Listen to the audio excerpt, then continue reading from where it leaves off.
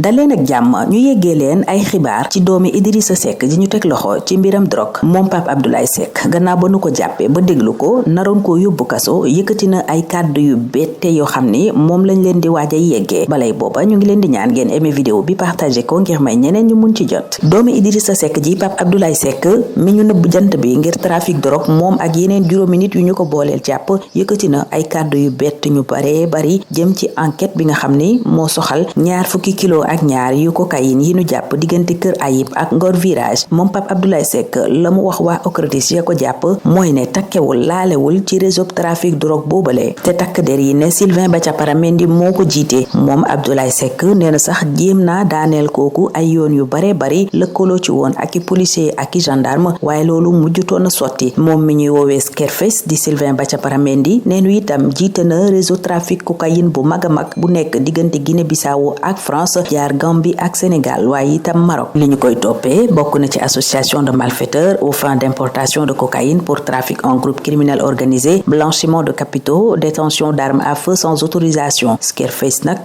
mi ngi daanu ànd ak Pathé Gueye Ousmane Camara Alain Diatta Amadou Diamdoy ak Abdoulaye Seck doomu Idrissa Seck ñi ngi ci mandat de dépôt ñoom ñëpp boobaak léegi am na ñetti fan doomi njiital parti réew mi nag li gën a bette ci li mu wax mooy mbetteel gi mu ne moom da ko am ci gis ñu boole ko ci coowal drogue bu ni mel ndax nee na moom yoonam newu ca te it newul ci benn activité bu illégal maanaam amul lenn lu muy def lu yoon tere kon palaasam du foofa ñu ko yóbbu Pape Abdoulaye Seck dolli ci ne moom jaayul jëndul drogue tuxul drogue alcool sax du ko naan Abdoulaye Seck ngir dëgëral ay kàddoom nee na mësta bokk ci traficu Sylvain Bachapara Mendy ci lu jege mbaalu sori nee na sax jugul woon ci di ko wax ne bés dina ñëw nga daanu waaye lam ko doon tontu mooy bis bu ñu ma jàppee ñaari mbir mooy tege sama kanam ma ger ñi ma jàpp wala ma xaru waaye kaso moom duma fa dem Pape Abdoulaye Seck dolli ci ne Sylvain Bachapara Mendy mooma am na ñaari weer waxoon na ko ni passeport diplomatique bi nga yor mën nga cee sukkandikoo luy ab jet privé maanaam roppalaan boo xam ne dañ koy duy drogue ba mu fees yóbbu ko Paris te moom leen dong moo ciy doon liggéeyam mooy gunge booba lépp roppalaan Pape Abdoulaye Seck ne waaye loola daf ko lànk ba tëdd ca naaj ba ndax nee na ko yow Sylvain li nga xamul mooy passeport diplomatique bi boo ko yoree it du tee ñu contrôler la maanaam càmbar it li nga yor la mu tëjee kàddoom yooye mu dénk takk der ya bala ñu koy yóbbu kaso nag mooy ne moom xam na ne Sylvain Bachapara Mendy mi ngi ci njënd ak njaayum drogue boobaak léegi am na juróomi at bu leen fàtte aimer vidéo bi te partager ko ngir may ñeneen ñu mun ci jot abonné leen itam ci seen chaîne bu dee defagu leen ko te bës cloche bi ngir dara dootu leen rëcc. Placé sous mandat de dépôt en même temps que 5 autres personnes arrêtées dans le cadre de l'enquête qui a abouti à la saisie de plus de 22 kilos de cocaïne à Kër Ayib et Ngor Virage, le fils de l'ancien premier ministre Idrissa Seck a fait de surprenantes déclarations face aux éléments de l'OCRTIS. D'après nos confrères de Libération, Abdoulaye Seck a juré qu'il n'est pas mêlé aux activités du réseau dirigé, selon les policiers, par Sylvain Bachapara Mendy, affirmant même avoir essayé de faire tomber ce dernier à plusieurs reprises en collaboration avec des policiers et des gendarmes, mais que cela n'a pas abouti. Surnommé Scarface, Sylvain Bachapara Mendy serait le parrain d'un réseau de trafic de cocaïne opérant entre la Guinée-Bissau et la France,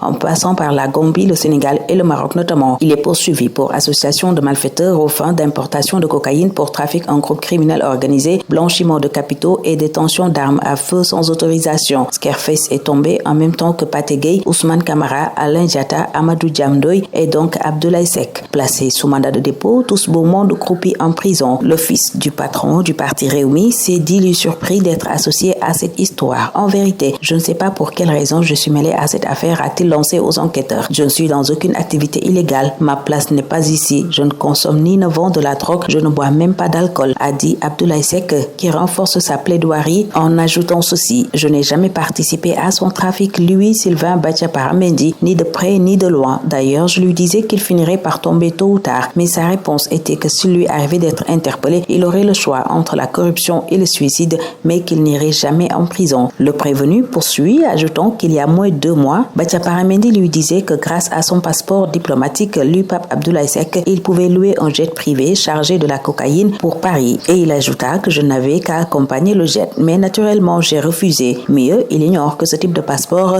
n'exclut pas le contrôle. Le fils d'Idrissa Seck termine sa déclaration en affirmant qu'il sait que Sylvain est dans le trafic depuis 5 ans.